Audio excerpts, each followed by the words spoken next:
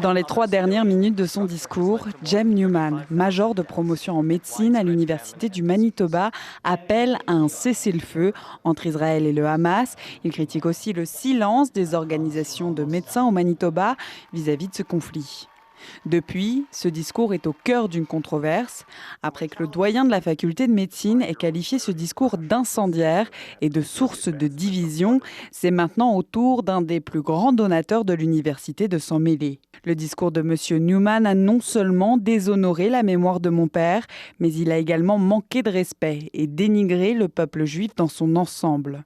Ernest Reidy, dont le don de 30 millions de dollars a permis à l'école de médecine de porter le nom de son père, demandait également la suppression de la vidéo de ce discours de la chaîne YouTube de l'université, chose qu'il a obtenue.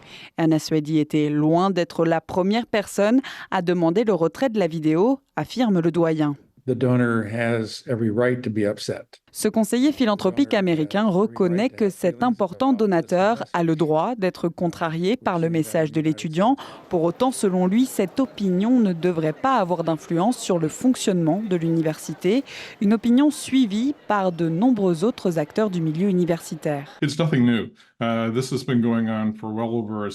Selon le président de l'Association canadienne des professeurs d'université, l'ingérence de certains donateurs n'est pas nouvelle, particulièrement dans un contexte de réduction du financement public.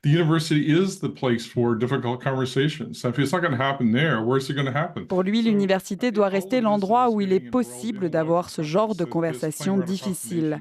Pour sa part, Jem Newman, qui n'a pas pu accorder d'entrevue, a expliqué par écrit qu'il était outré que son plaidoyer pour une cessation des hostilités soit considéré comme une forme de haine. Ici Anne-Louise Michel, Radio-Canada, Winnipeg.